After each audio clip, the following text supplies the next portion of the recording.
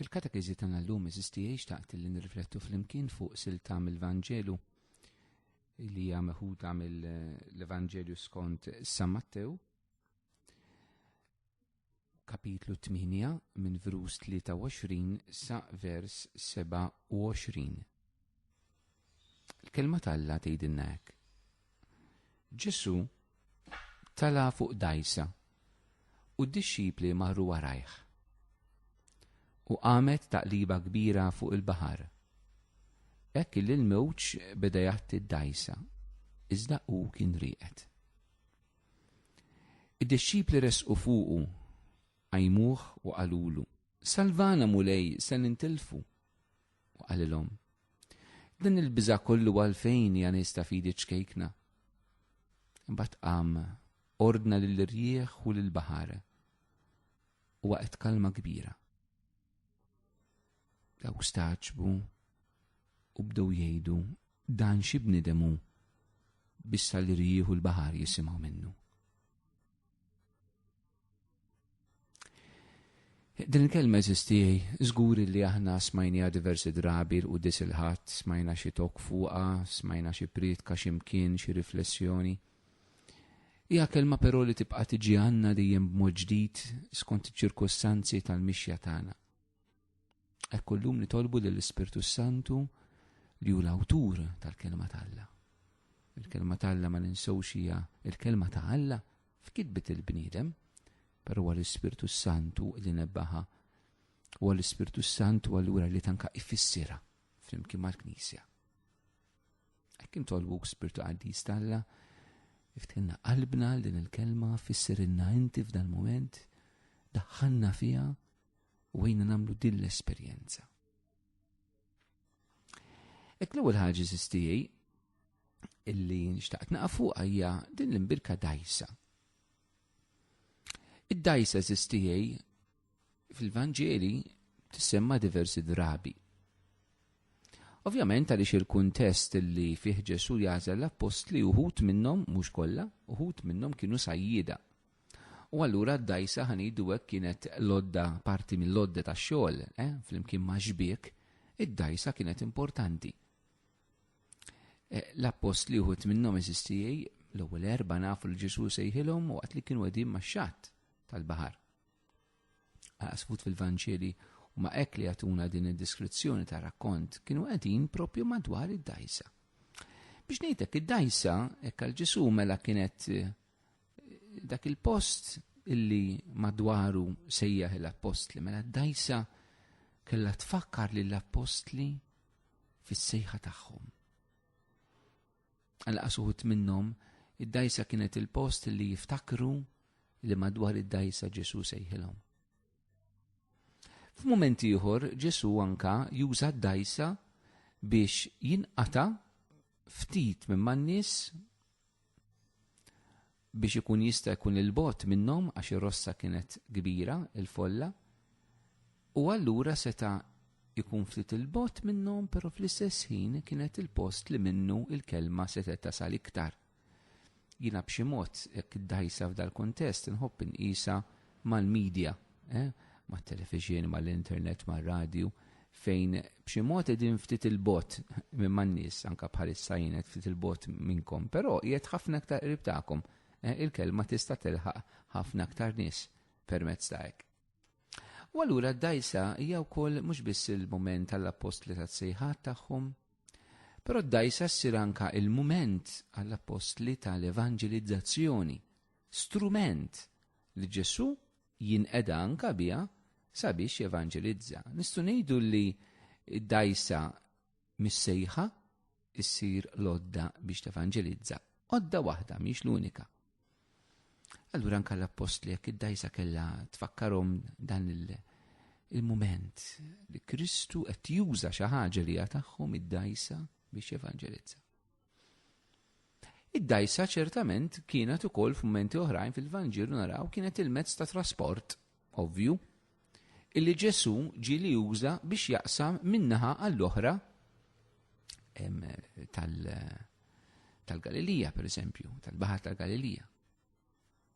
Hija l-mezz ta' trasport jekk xi ħaġa li Ġesu qed juża Għaliex Ġesu għandu l-bżonn li jivvjaġġa min-naħa l-oħra. Biex ngħidlek, id-dajsa f'dal kuntest fakkarna l-umanità ta' Ġesu, l-inkarnazzjoni.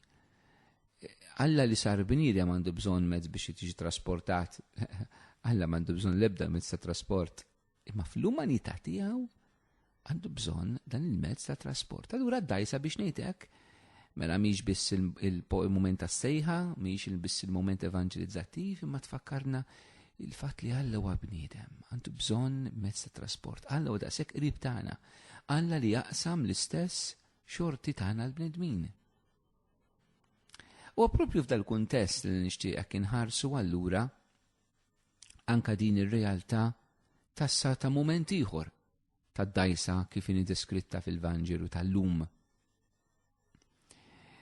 Id-dajsa li issa għandha din l-ambigwità f'daqqa waħda hija il-post li qed tivvjaġġa fil-maltemp għall-apostli u għal Ġesu. Imma l-Ġesu donnu iktar il-post għall-mistrieħ għax Ġesu ħansibu ħriet.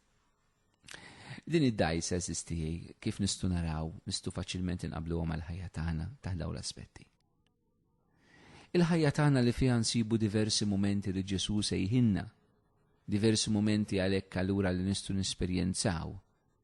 Hekk mill-ġdid niftakru li ħajjitna mhijiex biss momenti jibsa, imma ħajjitna kien hemm diversi momenti meta l-mulej li sejjaħli. Id-dajsa li biha fuqha Ġesu evanġelizza tfakkarna fil-ħajja tagħna f'kemm mumenti l-mulej waslinna kelma permezz ta' xi ħadd li evanġelizzana u kemm drabi anke lilna Ġesu użana eżistijaj b'mod jew bieħor biex aħna nevanġelizzaw, biex aħna nwasslu l-kelma tiegħu, biex aħna waslu lilu lill-oħrajn. Id-dajsa ssir simbolu tal-ħajja tagħna wkoll għaliex fil-ħajja tagħna aħna nesperjenzaw l-umanità ta' Ġesu.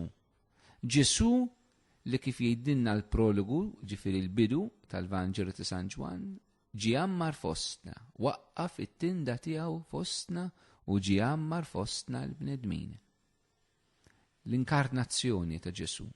Tfakkarna kemm f'ħajjitna tant drabi Ġesu jiġi jaqsam l-istess momenti tagħna fid-tbatija, fil-ferħ, fin-niket, imma mod speċjali l-Ewkaristija.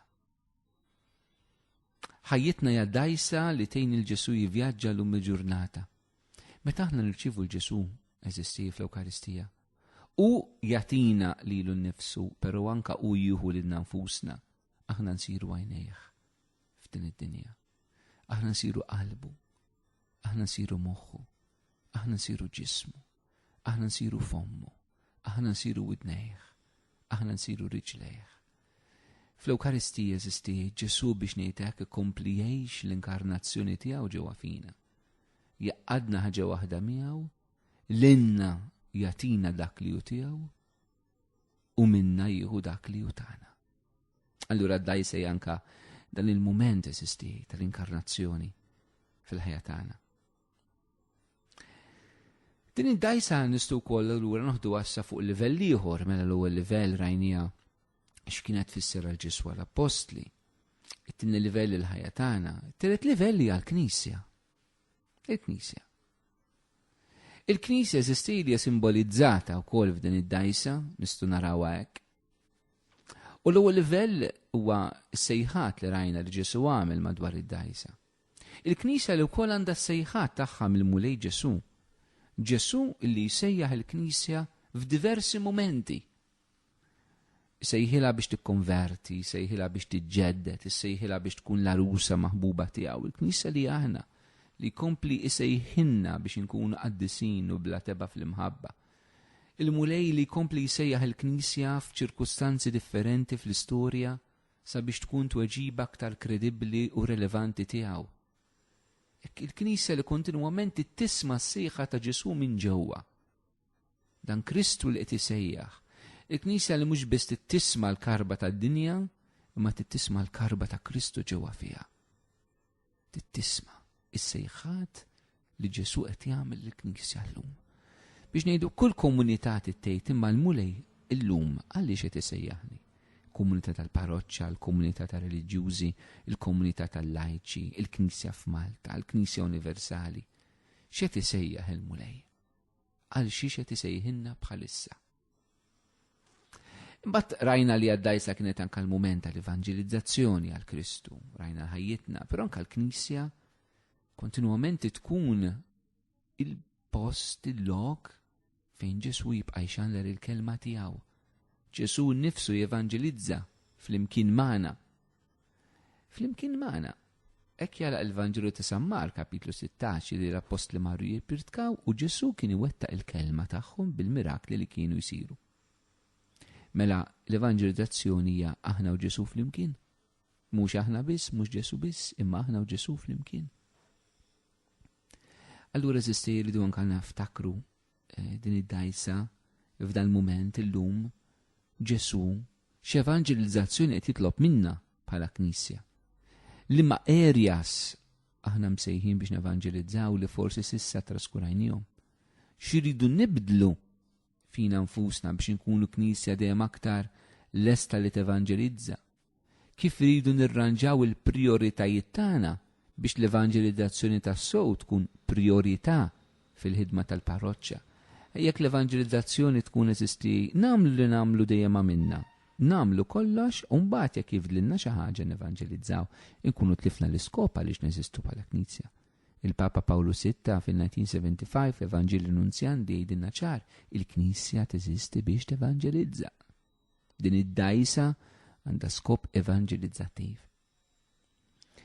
Imbagħad naraw li t-tielet ħaġa li anke fil-Knisja din id-dajsa Kristu jkompli jgħix l-umanità tiegħu. Jkompli jgħix l-inkarnazzjoni tiegħu, jkompli jgħix il-ħajja tiegħu permezz tas-sagramenti mod partikolari. Fl-umanità tiegħu Ġesu inkarnat fostna fil-Knisja tiegħu, il-Knisja li hija ġismu stess dik ngħidulu l-ġisem mistiku ta' Kristu. Il-Knisja li hija l-ġisem ta' Kristu fuq dell-art. Allura naraw il-iva Ġesu għandu bżonn il-Knisja biex jivvjaġġa biex jiterraq fit-toroq tal-lum, fid-dinja tal-lum. Biex ngħidu hekk rajna hekk din id-dajsa f'tliet livelli, il-livell personali ta' Ġesu tal-Apostli, il-livell tagħna, il-livell tal-Knisja, u rajna dawn it-tliet aspetti partikolari, il-mument tas-sejħa, il-mument tal-evanġelizzazzjoni u anke l-mument fejn torina l-umanità ta' Ġesu għandu bżonna biex jivvjaġġa. Qed naraw eżisti issa nkomplu daqsxejn f'din id-dajsa l-Apostli l-attitudni profonda x'kellha tkun tagħhom. Il-Vanġeliet hekk Ġesu tela fuq id-dajsa u d-dixxipli marru warajh. Marru warajh xi tfisser? Żewġ affarijiet. L-iktar ovvja marru warajh mod ġeografiku ġifieri mxew warajh u qiegħed quddiem huwa wara. Però marru warajh hija aktar profonda minn hekk maħbubin tiegħi. Marru warajh tfisser l-attitudni tad-dixxiplu min irid jimxi warajja. Mela eżistijej fid-dajsa tagħna, issa napplikaw dak kollu li għedna qabel, x'għandha tkun l-attitudni tagħna quddiem Ġesu? Nkunu dixxipli tiegħu. Li nkunu dixxipli tiegħu. Li jiena quddiem is-sejħat lil mulej għamilli jiena mixi warajh allura nwieġeb. Jiena nevanġelizzax l-ewwel jien dixxiplu qabel ma jien apostlu, qabel ma jien evanġelizzatur jien dixxiplu tal-mulej. U nista' nħalli l-mulej anke jkompli jgħix l-umanità tiegħu fija jterraq permezz tiegħi tal-Knisja fid-dinja tal-lum daqskemm jien nibqa' dixxiplu tiegħu. Mela din tkun l-attitudni profonda. Anke aħna bħala Knisja suppost qegħdin nagħmlu, suppost qegħdin niffurmaw dixxipli. Mhux nies tajbin, dixxipli. Nies li qed jimxu wara Ġesu fil-ħajja tagħhom. Iżda x'jiġri eżisti fil-kuntest ta' dan kollu illi qegħdin insemmu? X'jinqala? Għaliex jinqala xi ħaġa partikolari. Għamet taqliba kbira fuq il-baħar, hekk li l-mewġ bedgħet id-dajsa iżda kien ried.